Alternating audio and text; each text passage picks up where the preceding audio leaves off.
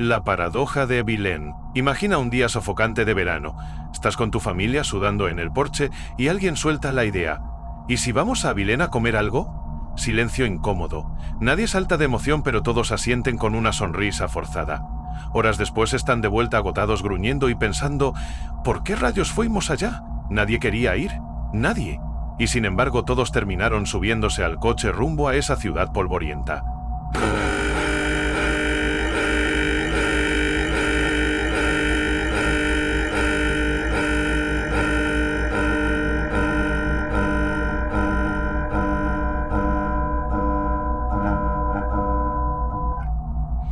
Critar de Espasión cuenta, hoy vamos a desentrañar este enigma que suena como una broma cósmica, pero que pasa más veces de las que crees. Juna alecingo, como salicingo. Bienvenidos a la paradoja de Abilene, un misterio oficial que nos arrastra cuedeas. La paradoja de Abilene es esa situación extraña donde un grupo entero decide hacer algo que en el fondo nadie quiere. ¿El culpable? El miedo a quedar mal. Es como una danza silenciosa de complacencia donde todos fingen estar de acuerdo para no romper la armonía. Pero al final nadie está feliz y todos se preguntan cómo diablos terminaron ahí. Este fenómeno tan curioso lo trajo a la luz Jerry Harvey, un profesor que en 1974 contó una historia personal que suena demasiado real. Su familia estaba en Texas soportando un calor infernal cuando alguien sugirió ese viaje a Abilene. Nadie quería ir, pero todos pensaron que los demás estaban emocionados. Así que fueron. Regresaron hechos polvo y cada uno confesó que hubiera preferido quedarse en casa. De ahí nació el nombre y la idea.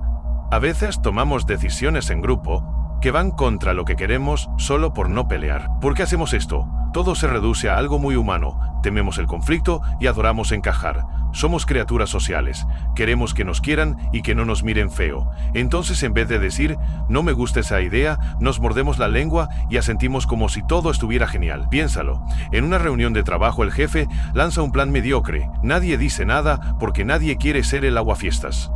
Todos aplauden y luego el proyecto se estrella. ¿Te suenas, Nakoma? Es la paradoja de Abilene en acción. Nos atrapamos a nosotros mismos en una red de silencio pensando que así salvamos la paz, pero en realidad solo fabricamos frustración. Entonces, ¿cómo escapamos de este lío? La respuesta está en hablar claro. Si creamos un espacio donde todos puedan decir lo que piensan sin miedo a que los juzguen, las cosas cambian. Imagina que en esa reunión alguien dice, oye, creo que este plan tiene fallas, ¿qué opinan? De repente otros se animan y el grupo da un giro. Pero si ya estás atrapado en un viaje a Abilene, no todo está perdido. Da el primer paso. Di algo como, no sé si esto es lo mejor para nosotros. ¿Alguien más lo siente? Puede que descubras que no estás solo y que todos estaban esperando a que alguien abriera la boca. Esto no pasa solo con familias o en el trabajo. Piensa en tradiciones que todos odian pero nadie para, o en decisiones políticas que nadie apoya de corazón pero que avanzan porque todos creen que los demás lo quieren. La paradoja de Abilene es como un fantasma que se cuela en nuestras vidas, dejándonos con arrepentimientos y caras largas. La próxima vez que estés en un grupo, pregúntate, ¿de verdad quiero esto o solo estoy siguiendo la corriente? Si hablas y escuchas, podrías evitarte ese viaje innecesario. Al final este misterio nos enseña algo poderoso. Fingir que todo está bien no trae paz verdadera, la honestidad sí. Así que cuando sientas que estás rumbo a Abilene, para no disgustar a nadie, para y pregunta, ¿realmente queremos ir? Podrías salvar el día y de paso evitar un desastre colectivo. ¿Y tú? ¿Alguna vez has terminado en tu propia Abilene? La respuesta podría sorprenderte. Paradoja del observador. Imagina un mundo donde el simple acto de mirar algo puede cambiar lo que ves. No es magia ni un truco de ilusionismo, sino una realidad científica que desafía nuestra comprensión del universo. Hoy vamos a explorar una de las ideas más intrigantes y desconcertantes de la física cuántica, la paradoja del observador. Prepárate para un viaje que te hará cuestionar la naturaleza misma de la realidad. Todo comienza con un experimento que parece sacado de una película de ciencia ficción, el experimento de la doble rendija. Imagina que tienes una pared con dos pequeñas aberturas y disparas diminutas partículas como electrones hacia ella. Detrás de la pared hay una pantalla que registra dónde aterrizan estas partículas. ¿Qué esperarías ver? probablemente 2 líneas de impactos, una detrás de cada rendija, como si las partículas fueran pequeñas pelotas pasando por uno u otro agujero. Pero aquí es donde la cosa se pone extraña. Cuando los científicos realizan este experimento sin observar por cuál rendija pasa cada electrón, lo que aparece en la pantalla no son 2 líneas, sino un patrón de interferencia como olas que se superponen. Es como si cada electrón pasara por ambas rendijas al mismo tiempo y luego interfiriera consigo mismo. ¡Increíble! Las partículas se comportan como ondas cuando no las estamos mirando. Ahora aquí viene el giro. Si decidimos observar por cuál rendija pasa cada electrón colocando un detector en las rendijas, el patrón cambia drásticamente. De repente aparecen las 2 líneas que esperábamos al principio, como si los electrones se comportaran como partículas sólidas, eligiendo una rendija u otra. Es como si supieran que están siendo observados y cambiaran su comportamiento en respuesta. Esta es la esencia de la paradoja del observador. El acto de observar un fenómeno puede alterarlo. En el mundo cuántico la realidad parece depender de si estamos mirando o no. Es como si el universo jugara al escondite con nosotros revelando diferentes aspectos de sí mismo según nuestra atención. ¿Pero qué significa esto realmente? ¿Estamos como observadores moldeando la realidad con nuestra mirada? Para entenderlo necesitamos adentrarnos un poco más en la física cuántica. En este ámbito las partículas no tienen propiedades definidas hasta que las medimos. Antes de la observación existen en un estado llamado superposición donde pueden estar en múltiples estados a la vez. Por ejemplo, un electrón puede estar pasando por ambas rendijas simultáneamente. Sin embargo, cuando medimos su posición, la superposición colapsa y el electrón elige un estado definido. Este fenómeno plantea preguntas profundas sobre la naturaleza de la realidad. ¿Existe una realidad objetiva independiente de nuestra observación o es la observación la que la crea? Algunos científicos sugieren que la realidad es inherentemente indeterminada hasta que la medimos, mientras que otros buscan explicaciones alternativas como la idea de universos paralelos donde cada posibilidad se realiza en una realidad diferente. Imagina a un científico en su laboratorio perplejo por estos resultados. Realiza el experimento una y otra vez, pero el misterio persiste. Es como si las partículas tuvieran una especie de timidez cuántica revelando su verdadera naturaleza solo cuando no las estamos observando directamente. Este enigma ha fascinado a físicos y filósofos durante décadas y aún hoy no hay un consenso absoluto sobre su interpretación. Pero la paradoja del observador no se limita solo a experimentos de laboratorio. Tiene implicaciones que podrían extenderse a nuestra vida cotidiana. Si en el nivel más fundamental de la realidad la observación afecta lo que sucede, podría nuestra percepción influir en el mundo que nos rodea de maneras que aún no comprendemos completamente. Es una idea provocadora que nos invita a reflexionar sobre el poder de la atención y la intención. Por supuesto, en nuestra experiencia diaria, los objetos no cambian solo porque los miramos. La física cuántica opera a escalas subatómicas y sus efectos no son directamente observables en el mundo macroscópico. Sin embargo, el principio subyacente nos recuerda que la realidad es mucho más compleja y misteriosa de lo que parece a simple vista. Entonces, la próxima vez que mires a tu alrededor, piensa en esto. ¿Estás simplemente observando el mundo o estás de alguna manera participando en su creación? La paradoja del observador nos deja con más preguntas que respuestas, pero ese es precisamente su encanto. Nos desafía a explorar los límites de nuestro conocimiento y a mantener la mente abierta a las maravillas del universo. En resumen, esta paradoja nos muestra que en el corazón de la realidad, la observación y lo observado están entrelazados de una manera que aún estamos tratando de desentrañar. Es un recordatorio de que en la búsqueda del conocimiento a veces lo que encontramos es más enigmático de lo que jamás imaginamos.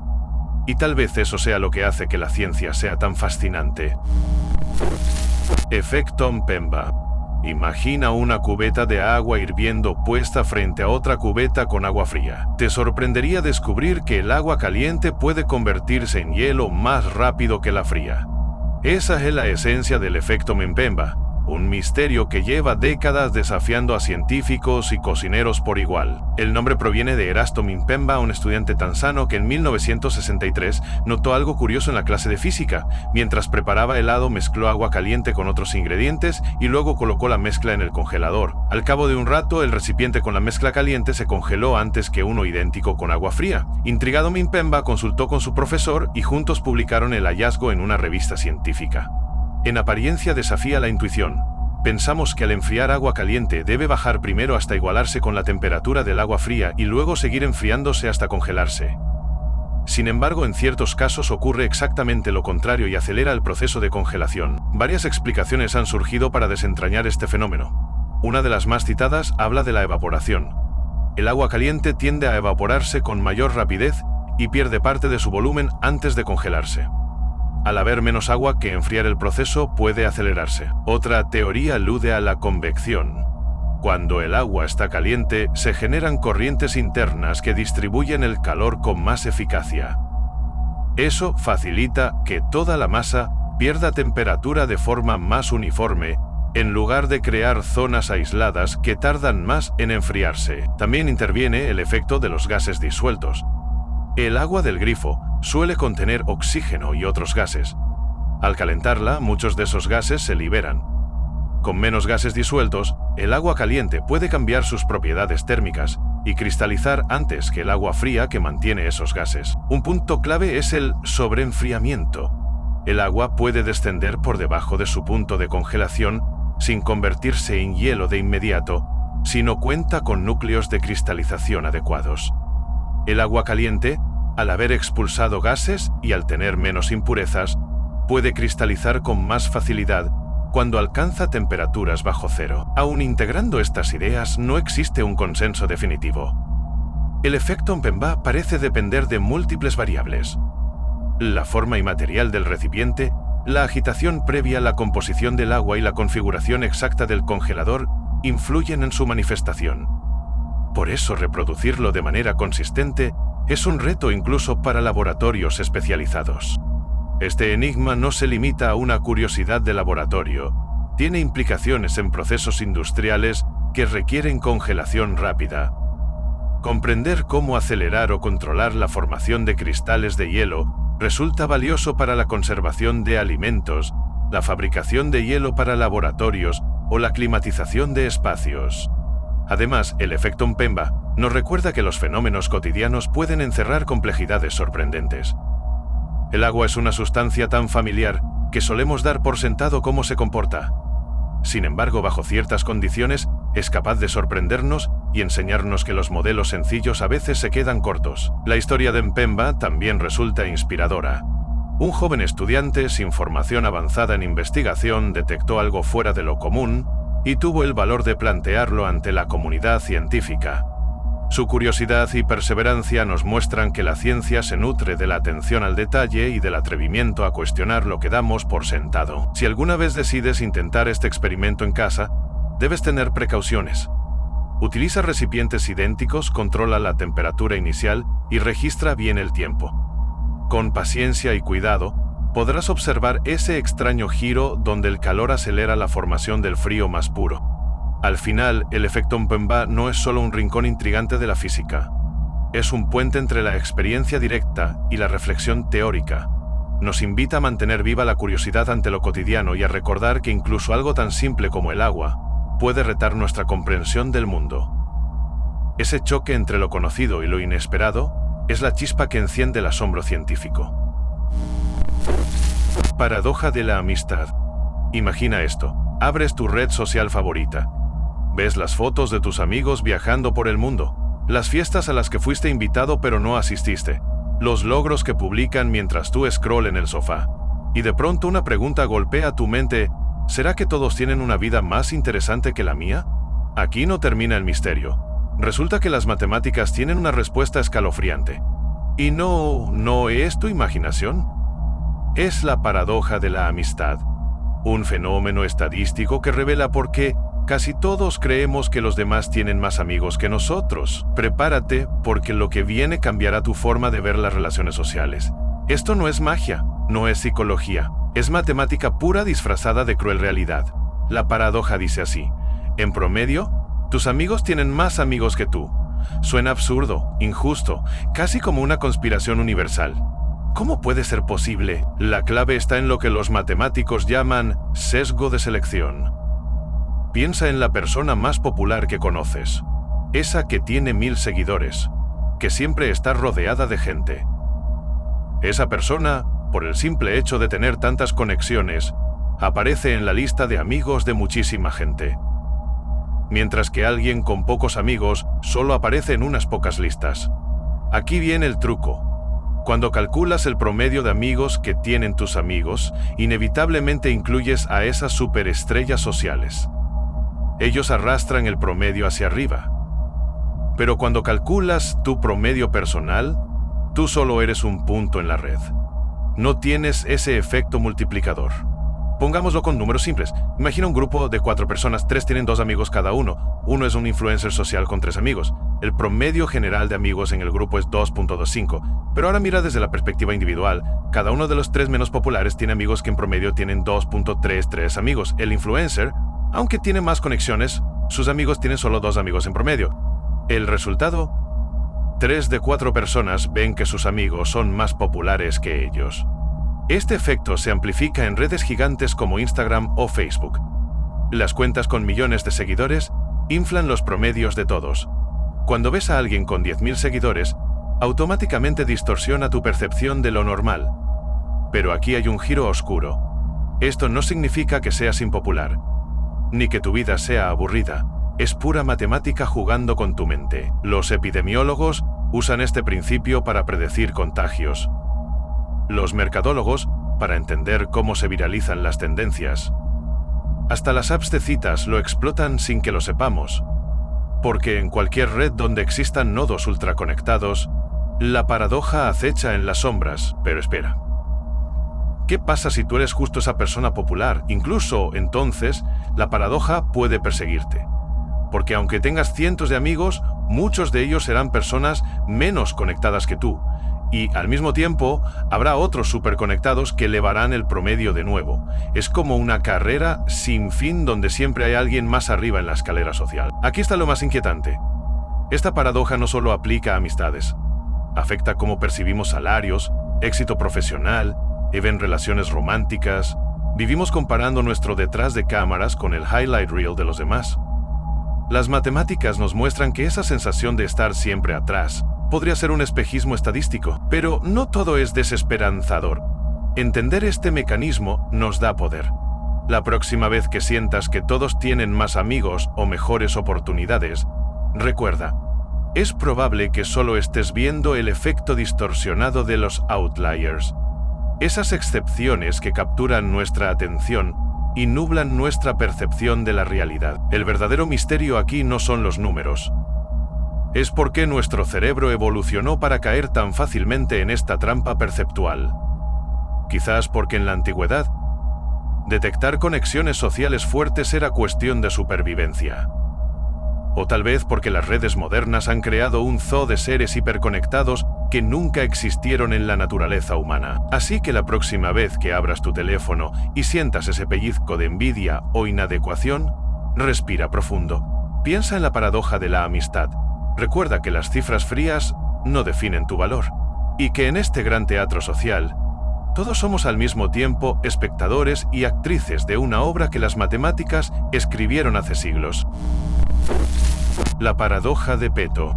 Piensa un momento que eres un ratoncito pequeño corriendo por la vida y de repente descubres que tu primo gigante, el elefante, tiene las mismas probabilidades de tener cáncer que tú. Espera un segundo, eso no tiene sentido. Con todas esas células extras, los elefantes deberían ser imanes para el cáncer, pero no lo son. Bienvenido al fascinante mundo de la paradoja de Peto, un misterio que tiene a los científicos rascándose la cabeza y que podría cambiar cómo enfrentamos el cáncer para siempre. Prepárate porque esto te va a sorprender. Empecemos por lo básico. El cáncer ocurre cuando las células se vuelven locas. Normalmente las células crecen, se dividen y mueren de manera ordenada.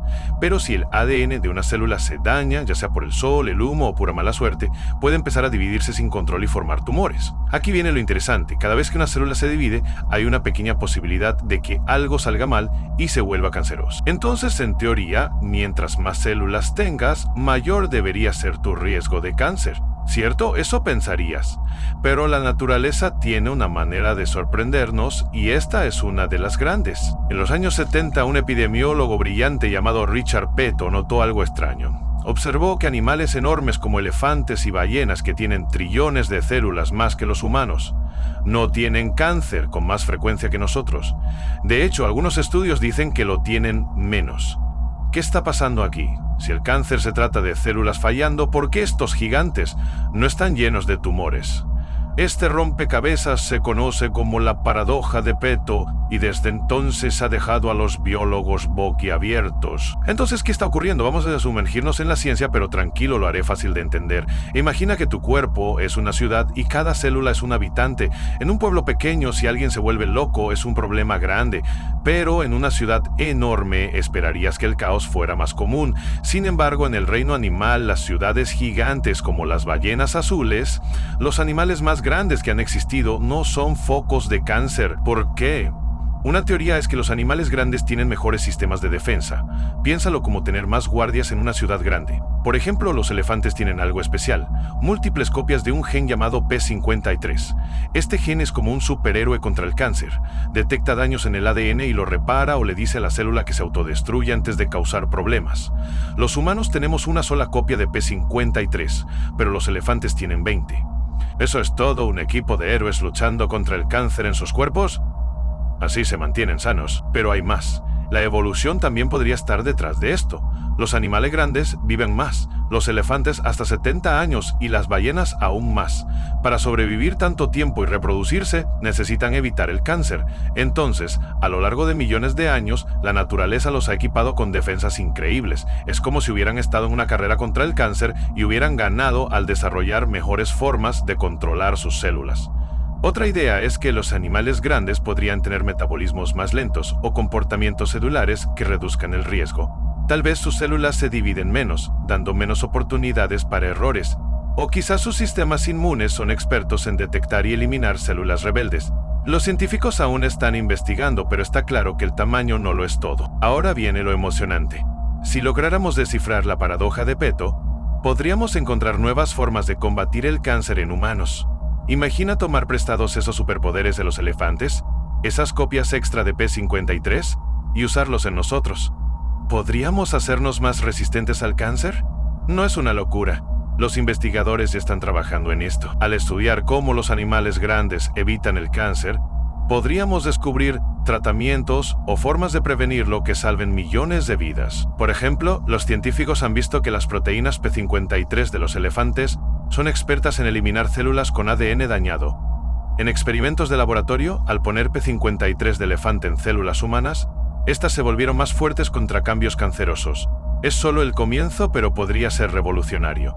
Y no solo se trata de elefantes, ballenas y jirafas podrían guardar secretos similares. La paradoja de Peto es como un mapa del tesoro, y apenas estamos empezando a explorar. Piénsalo un momento. Esto no es solo sobre cáncer, es una prueba de que la naturaleza está llena de misterios. Creemos que entendemos cómo funcionan las cosas, pero entonces aparece algo así y nos cambia todo. Nos hace cuestionar lo que sabemos y nos empuja a pensar diferente. Eso es lo increíble de la ciencia. Siempre hay algo nuevo que descubrir y a veces las preguntas son tan fascinantes como las respuestas. Paradoja del hedonismo. Imagínate que persigues un atardecer perfecto, que te esfuerzas cada segundo por atrapar ese instante mágico de dicha absoluta, y justo cuando crees tenerlo al alcance de la mano descubres que se ha desvanecido. La paradoja del hedonismo nos dice que cuanto más te concentras en buscar la felicidad, más se aleja de ti. Parece contradictorio, pero es una lección profunda sobre el poder de la mente y cómo funciona nuestro deseo. Cuando nos enfocamos obsesivamente en sentirnos bien, obligamos a nuestra conciencia a escudriñar cada emoción, a calibrar cada latido por la escala feliz o no feliz. En ese escenario, nuestra mente se vuelve juez y fiscal de cada sensación. La consecuencia es que dejamos de vivir el momento con naturalidad y nos instalamos en una vigilancia constante. Imagina una situación cotidiana. Cenas con amigos, das un discurso, paseas por un parque. Si internamente solo valoras cada segundo por cuán feliz te hace, dejas de disfrutar. Es como convertir una experiencia en un examen interminable donde el suspenso siempre ronda. Esta paradoja no es nueva. Filósofos antiguos ya la observaron al advertir que el placer forzado deja de ser placer. Aquel que sonríe obligado no sonríe de verdad. El filósofo Epicuro defendía que la verdadera felicidad brotaba de la ausencia de miedo y de vivir de forma moderada, sin excesos ni carencias. Para él el placer estaba en el equilibrio y no en la caza desaforada del gozo máximo. Sus enseñanzas nos sugieren que la serenidad nace cuando permitimos que la felicidad fluya sin perseguirla directamente. La psicología moderna respalda esta idea. Estudios muestran que las personas que fijan la meta "quiero ser feliz" describen menos satisfacción vital que aquellas centradas en objetivos específicos, como cultivar una amistad o aprender una habilidad. Al perseguir la felicidad como tal, nuestro cerebro presenta una especie de efecto rebote. Cuanto más aumentas la barra de tu expectativa, más difícil es alcanzarla. Y cuando detecta la discrepancia entre lo que quieres sentir y lo que realmente experimentas, se produce estrés y frustración. Además, nuestra cultura alimenta esta presión. Nos bombardean con mensajes que sugieren que la felicidad se compra, se logra con éxitos fulgurantes, con cuerpos perfectos o con momentos mágicos capturados en redes sociales. Esto empuja a la comparación constante. Al observar las vidas supuestamente plenas de los demás, nuestro deseo de alcanzar esa felicidad ideal se intensifica, y en ese impulso se esconde la trampa. Nos convertimos en cazadores de espejismos, mientras la auténtica alegría se oculta en los detalles simples que dejamos de ver. Entonces, ¿qué hacer para romper la paradoja? Primero podemos cambiar la meta. En lugar de "voy a ser feliz", podemos proponernos "voy a vivir de forma agradecida" o "voy a implicarme realmente en lo que hago". Al centrarnos en el proceso y no en el resultado emocional puro, recuperamos la libertad de experimentar sin presiones. Agradecer cada instante, sin compararlo con un ideal inalcanzable, ya es un modo de invitar a la felicidad sin perseguirla. También es útil practicar la atención consciente. Al enfocarnos plenamente en la tarea presente, ya sea comer, escuchar a un amigo o trabajar en un proyecto, mantenemos la mente fuera del juicio constante. En vez de calibrar si nos hace felices, podemos simplemente observar las sensaciones. Esa apertura sin expectativas rígidas es terreno fértil para el bienestar auténtico. Por último, aceptar que la felicidad no es un estado permanente, sino una emoción que aparece y desaparece, nos libera de la frustración de buscarla sin descanso. Tal vez la felicidad sea más bien el resultado de construir una vida con significado, con relaciones sanas, con proyectos que motiven y con pequeños momentos de gratitud. Cuando dejamos de perseguir la felicidad como un trofeo brillante enterrado en algún lugar, empezamos a descubrir su presencia camuflada en cada acto de bondad, en cada sonrisa sincera y en cada pausa consciente. La paradoja del hedonismo nos recuerda que, a veces, la mejor manera de encontrar lo que ansiamos es dejar de buscarlo directamente. Así la dicha brota donde menos la esperas, como un brote solitario en un desierto de expectativas. Y entonces comprendes que la felicidad no es un destino, sino el camino que recorres sin apresurarte. La paradoja de Benford. Piensa en cuando abres tu app de banco y revisas los montos de tus transacciones, chequeas los likes en tu foto, observas los precios de los productos online. Todos son números totalmente random, ¿verdad? Equiprobables, justos, democráticos. Pero hay un secreto oculto en ese caos numérico, un patrón que desafía toda lógica, una ley invisible que gobierna desde las cuencas de los ríos hasta las cuentas de Instagram. Es la paradoja de Benford. Y te va a volar la mente. Aquí va el misterio. Si tomas casi cualquier conjunto de datos del mundo real y analizas su primer dígito, el número 1 aparece casi el 30% de las veces, el 2 un 17%, el 3 un 12%, y así hasta el 9 que apenas llega al 4%. Esto no es un error, no es coincidencia. Es una de las leyes matemáticas más contraintuitivas que existen. ¿Por qué el universo numérico favorece tanto al dígito 1? La respuesta está en cómo crecen las cosas. Piensa en un árbol. Primero mide 1 metro, luego 2, 3. Pero para pasar de 1 a 2, necesita crecer 100%. De 8 a 9, solo 12.5%. Los números viven en escalas logarítmicas. Pasan más tiempo los dígitos bajos antes de saltar al siguiente orden de magnitud. Es como una carrera donde los competidores empiezan caminando, luego trotando, después corriendo. El número 1 tiene una ventaja abrumadora. Pero esto es lo realmente alucinante. La ley de Benford funciona incluso con datos que no tienen unidades de medida. Los números de tu declaración de impuestos, las direcciones de las calles, hasta los seguidores de los influencers. Todos bailan al ritmo de este código oculto. En 1992, un economista la usó para detectar fraude fiscal. Las declaraciones falsas no seguían el patrón de Benford. Los números estaban demasiado equilibrados. demasiado humanos. Aquí viene el giro oscuro. Nuestro cerebro está programado para pensar en lineal, para asumir que todos los dígitos tienen las mismas oportunidades, pero el mundo real funciona en exponencial. Las bacterias se multiplican así, los intereses bancarios, las cadenas virales, todo lo que crece descontroladamente sigue esta regla secreta.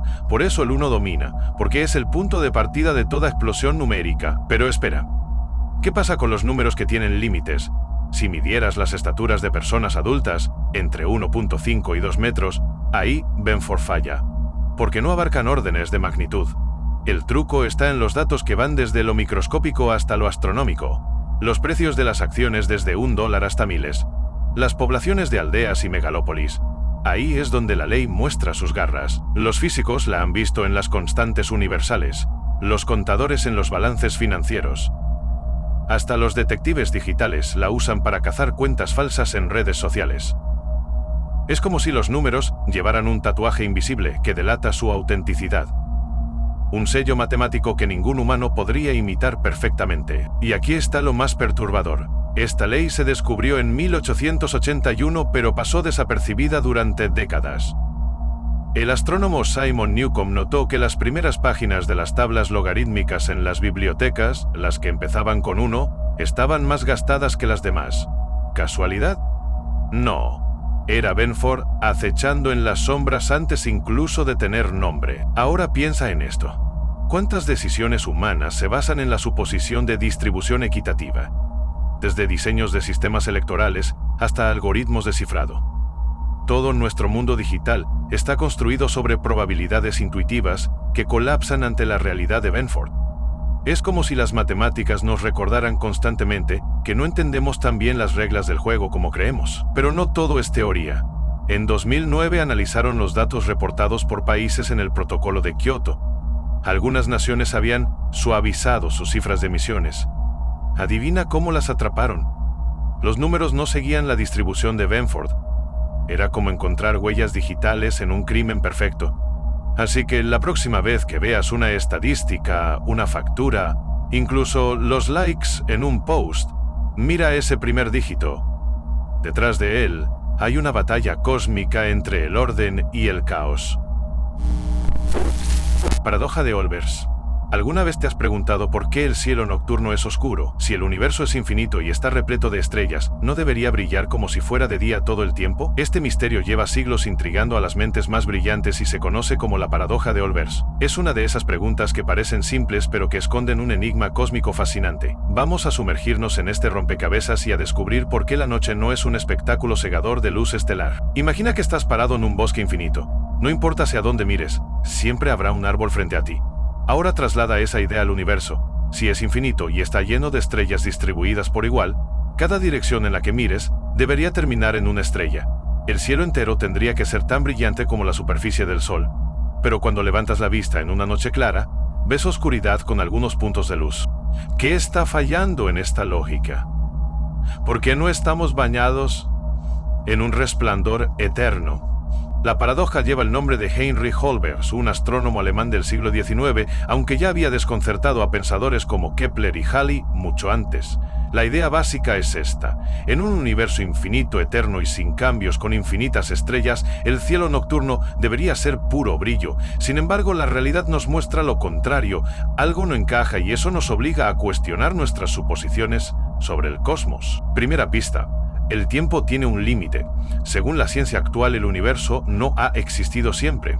Nació hace unos 13.8 mil millones de años con el Big Bang. Esto importa porque la luz de las estrellas viaja a una velocidad fija, la más rápida del universo, pero no es instantánea. Si una estrella está a 5.000 millones de años luz, su luz tarda 5.000 millones de años en llegar.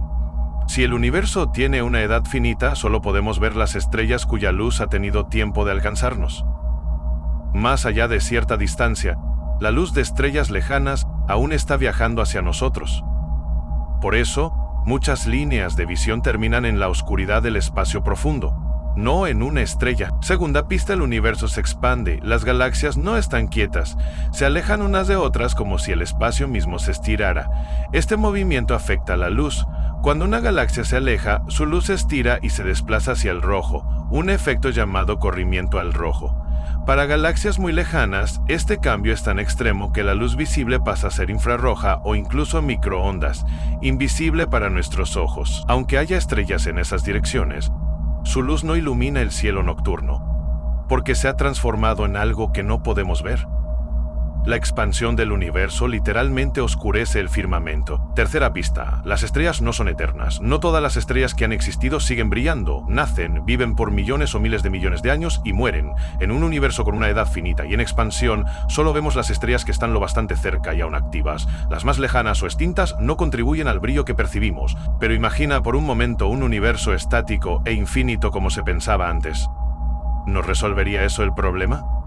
No del todo. Algunos podrían decir que el polvo cósmico bloquea la luz de las estrellas lejanas. Sin embargo, en un universo eterno, ese polvo se calentaría con el tiempo y también brillaría. La paradoja persistiría. La solución real combina la edad finita del universo con su expansión. No vemos un cielo brillante porque la luz de las estrellas más lejanas no nos ha alcanzado, y la que sí llega está alterada por el movimiento del cosmos. Este misterio no es solo un juego mental. Nos revela que el universo tiene un inicio, que está vivo y cambiando. La próxima vez que mires las estrellas, piensa en esto. La oscuridad del cielo nocturno es una pista de los secretos más profundos del universo.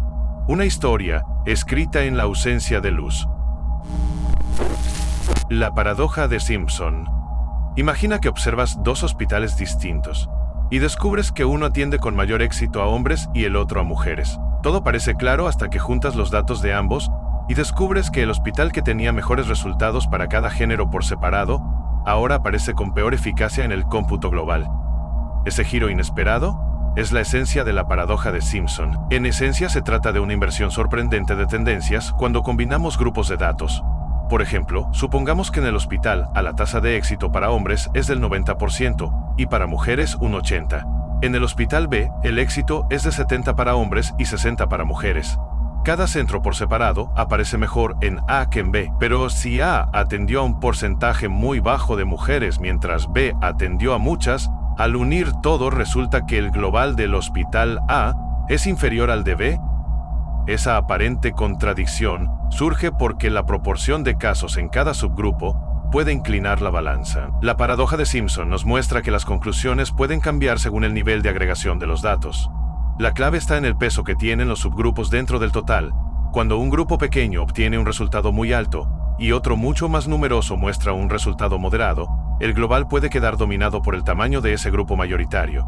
Al combinar sin considerar la distribución interna, se pierde matiz y se crea la ilusión de que la tendencia se invierte. Este fenómeno no es únicamente un truco de números. Tiene impactos reales en investigaciones médicas, en estudios de eficacia escolar, en estadísticas de criminalidad y en análisis de políticas públicas. Si un estudio concluye que un tratamiento médico funciona mejor para pacientes jóvenes y también mejor para pacientes mayores por separado, pero en el total parece menos eficaz, un hospital podría tomar decisiones equivocadas y negar ese tratamiento. De la misma forma, al evaluar el rendimiento de profesores se podría culpar al maestro menos adecuado si no se considera el tipo de alumnos que atiende. La paradoja de Simpson nos advierte sobre el peligro de simplificar en exceso la información. Antes de sumar o promediar datos de distintas categorías, es crucial examinar cada subgrupo. Debemos preguntarnos si hay variables ocultas que intervienen. En estadística las llamamos variables de confusión. Son los factores que pueden alterar la interpretación de los resultados. Si ignoramos su influencia, podemos dibujar conclusiones contrarias a la realidad. Sin embargo, este hallazgo también guarda una enseñanza valiosa. Nos recuerda que el contexto importa. Cuando entendemos cómo se distribuyen los datos, podemos diseñar políticas o intervenciones mucho más efectivas. Por ejemplo, si detectamos que un programa educativo funciona bien en escuelas con pocos alumnos, pero no en las masivas, podemos ajustar los recursos para equilibrar la atención. La paradoja de Simpson nos impulsa a profundizar en el origen de las cifras. Para no caer en la trampa hay varios pasos sencillos. Primero, separar los datos por subgrupos relevantes. Segundo, comparar resultados dentro de esas categorías. Tercero, identificar si el tamaño relativo de cada grupo puede estar distorsionando el panorama global. Por último, explorar posibles variables de confusión como edad, nivel socioeconómico o cualquier factor que cambie la dinámica. En definitiva, la paradoja de Simpson es un poderoso recordatorio de que las estadísticas no hablan por sí solas. Necesitan ser escuchadas con atención, analizadas con cuidado y contextualizadas con rigor. Solo así evitamos sorpresas desagradables. Al tener presente esta paradoja, comprendemos que detrás de cada número hay historias que pueden cambiar según el prisma con que las veamos. Permitir que los datos se hablen unos a otros y que muestren su distribución interna nos da la llave para tomar decisiones acertadas. La paradoja de la costa. Piensa que estás parado en una playa mirando el horizonte. Tomas un mapa y trazas la línea costera con tu dedo. Parece una curva suave. Ahora sales con una cinta métrica y caminas cada recoveco. La distancia se triplica. Luego usas un hilo siguiendo cada grano de arena. El número se dispara al infinito. Bienvenido a la paradoja más desconcertante de la geografía. Un misterio que hizo enloquecer a cartógrafos, físicos y hasta espías durante décadas. Esto no es un error de medición. Es la naturaleza revelando su verdadero rostro fractal. La paradoja de la costa dice algo alucinante. Entre más precisión uses para medir una línea costera, más larga se vuelve. No tiene una longitud definida. Es como si el universo jugara a las escondidas con nuestras reglas matemáticas. En 1967, el genio Benoit Mandelbrot destapó este secreto oculto en plena vista. Su pregunta era simple: ¿cuánto mide realmente Gran Bretaña? La respuesta cambió para siempre cómo vemos el mundo. Aquí está el truco. Nuestra mente ve una costa como una línea, pero en realidad es un ejército de bahías, rocas y grietas que se repiten a diferentes escalas. Usa una regla de 100 kilómetros y saltarás detalles. Con una de 1 metro registrarás cada curva diminuta. Cada aumento de precisión descubre nuevos accidentes geográficos. Es como mirar bajo un microscopio y encontrar montañas donde antes había granos de arena. Pero esto va más allá de playas y acantilados. Es una propiedad fundamental de la naturaleza. Los ríos tienen tributarios que se ramifican como venas. Los relámpagos se quiebran en zigzags microscópicos. Hasta tus pulmones esconden esta geometría secreta. Su superficie sería del tamaño de una cancha de tenis si desdoblas cada alvéolo. Todo porque la vida evolucionó usando fractales para maximizar espacio en dimensiones limitadas. Aquí viene el giro oscuro. En 1973, Noruega y Suecia casi entran en guerra por una disputa fronteriza. ¿El problema? Medir la costa compartida. Cuanto más precisos eran los instrumentos, más kilómetros reclamaba cada país. La paradoja convirtió un tratado diplomático en una pesadilla logística. Finalmente tuvieron que aceptar que algunas fronteras son matemáticamente imposibles de definir con exactitud. Los fractales son la clave. Estas formas se repiten infinitamente en escalas cada vez más pequeñas. Un copo de nieve visto desde lejos. Luego el microscopio revela que cada brazo tiene sus propios minicopos. Así funciona una costa. Cada roca tiene grietas que son mini bahías. Cada grieta tiene poros que serían ensenadas si los midieras con nanotecnología. La longitud depende de qué tan obsesivo seas midiendo. Pero espera, ¿qué pasa con lo humano? Nuestras creaciones son simples comparadas con el caos natural. Una carretera tiene curvas predecibles. Un chip de silicio, líneas rectas. Por eso las ciudades desde el aire parecen geométricas, mientras los bosques cercanos son enredos indescifrables. La paradoja de la costa es un recordatorio de que lo salvaje no se deja domar por ecuaciones simples. Aquí lo más perturbador. En 2001 científicos calcularon la costa de Sudáfrica con precisión atómica. El resultado fue 1.7 veces la circunferencia terrestre. Un absurdo que desafía toda lógica. Pero es real, porque si midieras cada molécula de agua rozando los átomos de roca, la cifra se dispararía hasta lo inconcebible. La naturaleza no tiene obligación de ser intuitiva para los primates que intentamos medirla. Este fenómeno revolucionó campos insospechados. En medicina explican por qué los tumores cancerosos tienen superficies irregulares que los hacen más agresivos. En telecomunicaciones, ayudó a diseñar antenas fractales que caben en tu celular, pero tienen el área de una parabólica gigante. Hasta los artistas digitales usan estos patrones para crear paisajes virtuales hiperrealistas. Pero el verdadero misterio es filosófico. ¿Existe realmente la longitud de una costa? ¿O somos nosotros, con nuestras herramientas limitadas, inventando números que la realidad se niega a confirmar? Es como si el universo nos dijera: tus reglas euclidianas son lindas, pero yo juego en otra liga. Paradoja del mentiroso. Imagina que alguien te mira a los ojos y te dice con total convicción que lo que vas a escuchar a continuación es verdad y al mismo tiempo una mentira. Esa persona sonríe y enuncia: esta oración es falsa. De pronto te encuentras atrapado en un enigma que desafía la lógica y te sumerge en un territorio donde lo cierto y lo falso se funden en una confusión fascinante. La paradoja del mentiroso surge de una frase sencilla que apunta contra sí misma. Si aceptas que la frase es verdadera, entonces debes admitir que lo que afirma es falso. Pero si la consideras falsa, entonces aquello que dice resulta verdadero. En ese bucle sin salida, cualquier intento de resolverlo te devuelve al punto de partida con la misma pregunta resonando en tu mente. Este fenómeno no se limita a una curiosidad lingüística. Filósofos antiguos ya se enredaron con él. En la Grecia clásica, Epiménides, un habitante de Creta, afirmó que todos los cretenses mienten. Si su enunciado es cierto, entonces Epiménides, siendo cretense, estaría mintiendo y su afirmación sería falsa. Ese ejemplo sembró la semilla de la paradoja que siglos después inspiró a lógicos y matemáticos. La relevancia de este misterio creció cuando en el siglo XX el matemático Kurt Gödel lo aprovechó para demostrar límites al propio lenguaje matemático. Construyó una afirmación capaz de referirse a sí misma para mostrar que en cualquier sistema consistente, siempre existirían proposiciones que no pueden probarse ni desmentirse dentro del mismo sistema. Con ello concluyó que ni las matemáticas ni la lógica podían ser completas y al mismo tiempo libres de contradicciones. La paradoja del mentiroso se convirtió en una llave que reveló los límites del conocimiento formal. Pero volvamos a la frase en sí. Esta oración es falsa, funciona como un espejo que refleja su propio reflejo, sin ofrecer un fondo estable. Si la tomas como verdad, el contenido se vuelve mentira y entonces la verdad se derrumba. Si le adjudicas falsedad, entonces el contenido cobra validez y vuelve a ser verdad. Ese vaivén sin punto de anclaje hace tambalear nuestras certezas sobre lo que significa afirmar algo. Para explorarla con más detalle podemos dividir el problema en dos versiones. La primera es la forma directa y simple que ya conocemos.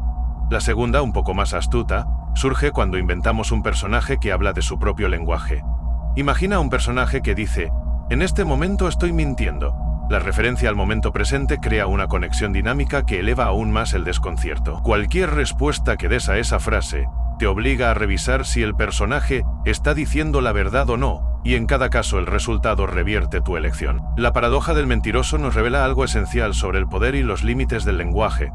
Aprendemos que cuando una frase se refiere a su propia veracidad, pueden surgir grietas profundas en nuestra lógica habitual. Los sistemas que buscamos para describir el mundo descansan en la confianza de que las palabras tienen un significado estable. Pero en el caso del mentiroso, esa estabilidad se disuelve como arena entre los dedos. Aún así no se trata de un simple juego de palabras. Los desarrollos en teoría de la computación conectan con esas ideas. La famosa máquina de Turing, que formaliza lo que significa calcular, topa con las mismas barreras informadas por Gödel. Existen problemas que ninguna computadora podrá resolver de forma definitiva. Esa revelación pone límites a la promesa de una inteligencia artificial todopoderosa. En la vida cotidiana también encontramos ecos de esta paradoja. Cuando alguien se contradice al hablar de su propia confiabilidad, o cuando las reglas de un juego se aplican de forma que anulan sus propios criterios, la lógica interna colapsa. Nos damos cuenta de que no basta con construir normas claras. Es necesario asegurar que no se autorreferencien de modo que se boicoteen a sí mismas. La grandeza de la paradoja del mentiroso está en su simplicidad engañosa. Una sola línea escrita o pronunciada desata un laberinto lógico del que no hay salida clara. Nos recuerda que entender la realidad exige conciencia de las trampas que pueden esconderse en el propio lenguaje. A veces el mayor misterio no está en lo que decimos, sino en cómo nuestras palabras pueden convertirse en espejos deformantes que desafían la razón. Paradoja de Jevons. Piensa que compras un refrigerador nuevo que gasta menos electricidad.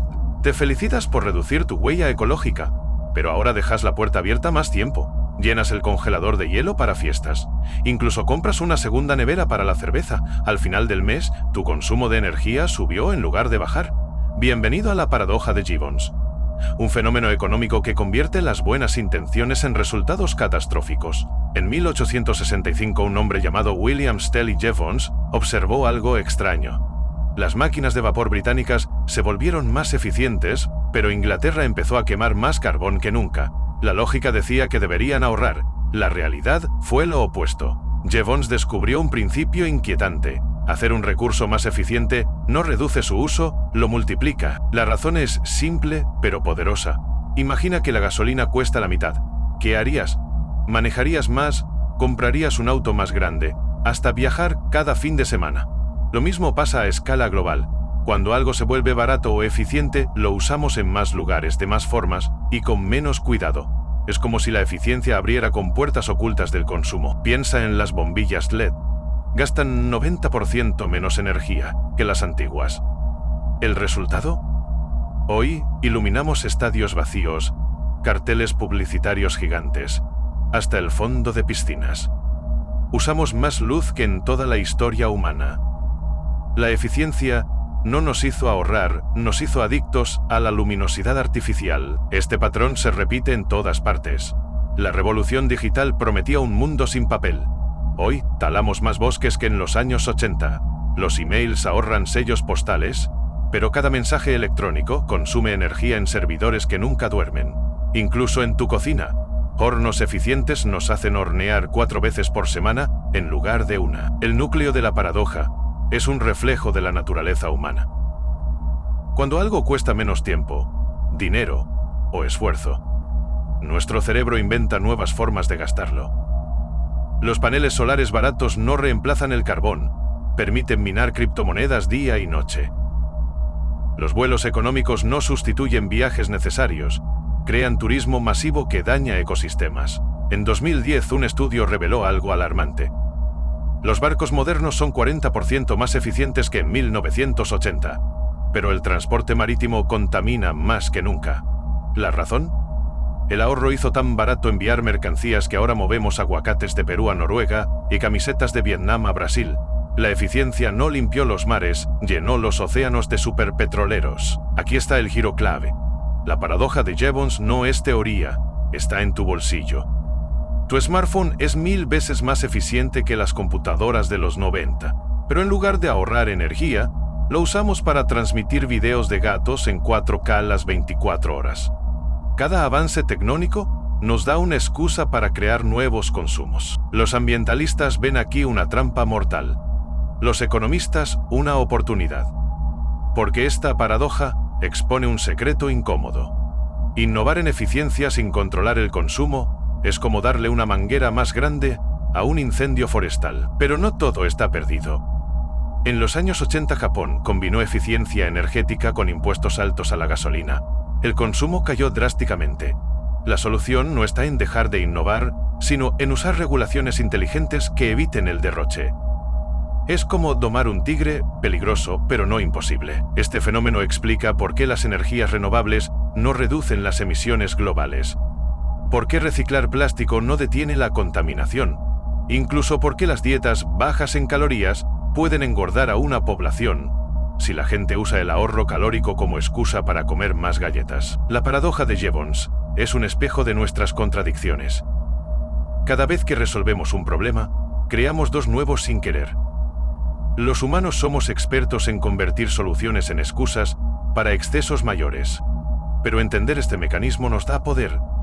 Si sabes que un auto eficiente te tentará a manejar más, puedes elegir vivir cerca de tu trabajo. Si las luces LED te invitan a iluminar como casino, puedes instalar sensores de movimiento. El conocimiento rompe el ciclo. La próxima vez que veas un producto ecológico, mira más allá del empaque verde. Pregúntate, ¿esto realmente salvará recursos o solo nos hará consumir más con la conciencia tranquila? La paradoja nos enseña que las soluciones simples suelen fallar y que el verdadero cambio requiere mirar todo el sistema. Así que ahí lo tienes. El secreto incómodo detrás del progreso, donde cada avance tecnológico lleva una sombra de consecuencias imprevistas. La gran pregunta ahora es, ¿podremos usar esta paradoja a nuestro favor? ¿Convertir la eficiencia en aliada en lugar de enemiga? El futuro depende de que aprendamos a bailar con este principio, sin dejar que nos pise los pies. Paradoja de la oscuridad. Imagina que gires la mirada hacia el cielo nocturno y te preguntas si hay alguien más allá afuera observándote. En un universo tan vasto podrías pensar que la vida inteligente abunda, pero la paradoja de la oscuridad propone lo contrario. Según esta visión, cada civilización calla y se oculta como cazadores furtivos en un bosque sombrío. Si hicieran un sonido delatador, podrían atraer ataques de vecinos hambrientos de recursos o ansiosos por eliminar cualquier competencia. La idea nace de la analogía con un bosque en la noche donde cada animal teme ser visto. Los árboles se vuelven testigos silenciosos de un juego de supervivencia. Si uno ruge para anunciar su presencia, de inmediato se convierte en presa. Por ello prefiere quedarse inmóvil, su silencio se vuelve su mejor protección.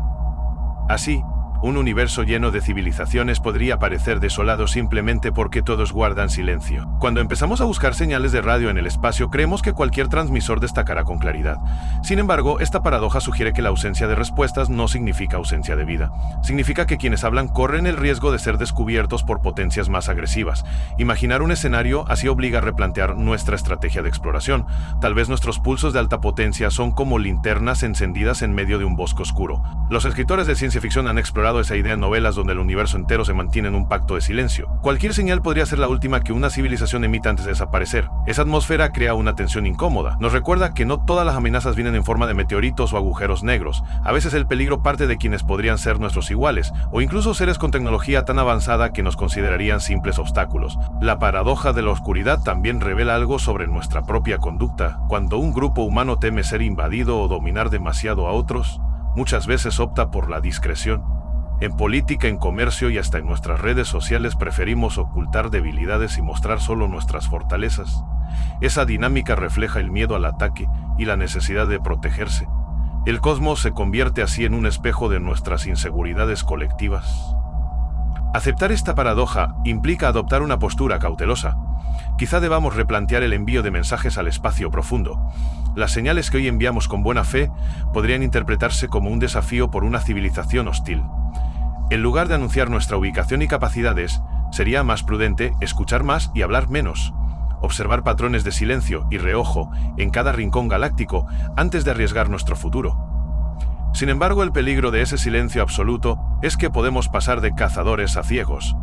Ignorar por completo la posibilidad de intercambio nos priva de la riqueza que supondría el contacto con una inteligencia alienígena pacífica. El reto está en diseñar señales que transmitan intención de paz sin revelar nuestros puntos vulnerables. Mensajes que no digan «aquí estoy», sino «aquí estoy con las manos en alto». Quizá la solución no sea solo tecnológica, sino filosófica. Aprender del valor de la discreción sin dejar de confiar en la palabra.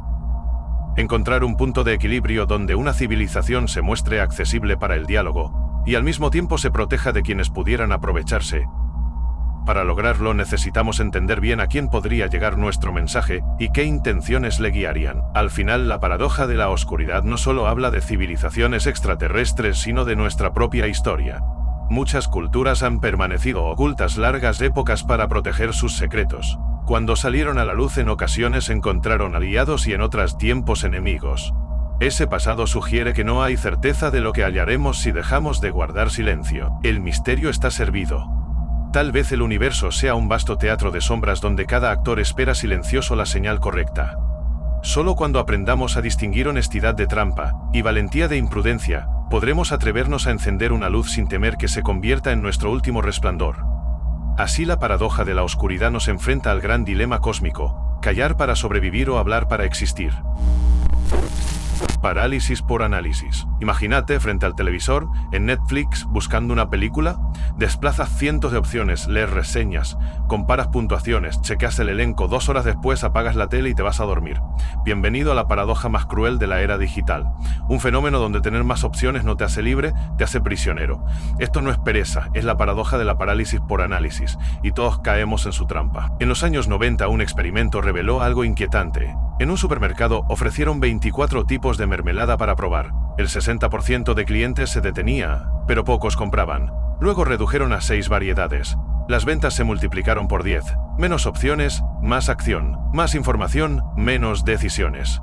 Así funciona este principio que controla desde tus compras hasta tus elecciones importantes. La paradoja es simple pero poderosa. Cuanto más analizas un problema, más difícil se vuelve decidir. Tu cerebro tiene límites. Puede manejar hasta 7 variables a la vez. Pasado ese número, colapsa como un celular con 100 apps abiertas. La información excesiva no te acerca a la solución, te aleja. Piensa en comprar un teléfono nuevo. Si comparas 3 modelos, eliges rápido. Si investigas 20, pasas semanas dudando.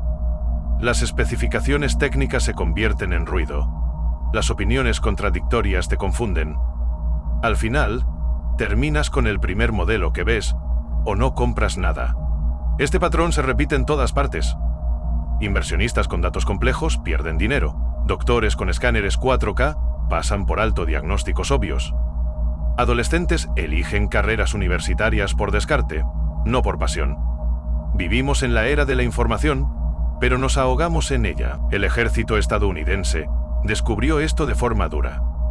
Sus sistemas de radar mostraban miles de puntos por segundo. Los operadores no podían distinguir amenazas reales de errores. La solución fue eliminar el 90% de los datos. Menos pantallas, más claridad. A veces menos realmente es más. Aquí está el secreto oscuro. Tu cerebro evolucionó para sobrevivir en la sabana, no para navegar catálogos infinitos. Nuestros ancestros decidían entre correr o pelear, no entre 50 planes de telefonía. La tecnología superó nuestra biología, y ahora pagamos el precio con estrés e indecisión crónica. Las apps de citas son el ejemplo perfecto. Con 3 matches, eliges una cita. Con 300 perfiles, pasas meses desplazando sin comprometerte. Los algoritmos nos dan ilusión de control, mientras nuestra capacidad de elegir se desvanece. Pero esto va más allá de lo trivial. En 2008, analistas financieros con modelos complejos no vieron la crisis económica. Un pequeño grupo usando 4 indicadores básicos la predijo con meses de anticipación. El exceso de datos no solo paraliza, te ciega ante lo obvio. La solución está en lo contrario que imaginas. En 2011, un hospital simplificó sus menús de comida. Menos opciones, mayor satisfacción de pacientes. No es magia, es ciencia. Tu mente necesita límites para funcionar bien. Los grandes estrategas lo saben. Los generales no estudian todos los movimientos posibles, siguen principios básicos. Los chefs estrella no usan 100 ingredientes, dominan 10. El arte de decidir está en saber qué ignorar. Las empresas usan esta paradoja contra ti. Ofertas con últimas unidades. Countdown timers. Solo quedan 3 en stock. Tácticas para forzarte a decidir antes que el análisis te paralice. Es un juego donde tu enemigo es tu propio deseo de control total. Pero hay esperanza. Prueba estas técnicas. La regla del 90%. Si una decisión no importará en 90 días, dedica máximo 90 minutos. El método del lanzamiento de moneda. Si al caer cara sientes alivio, esa es tu respuesta. El poder está en aceptar que ninguna decisión es perfecta, solo suficiente. La próxima vez que te sientas abrumado, recuerda. Los navegantes expertos no miran todas las olas, siguen la estrella polar. Tu instinto es esa brújula ancestral. Limpia el ruido y verás que elegir era más simple de lo que pensabas. Esta paradoja no es un error, es una lección. En un mundo obsesionado con el control, a veces la mejor decisión es dejar de analizar y simplemente saltar.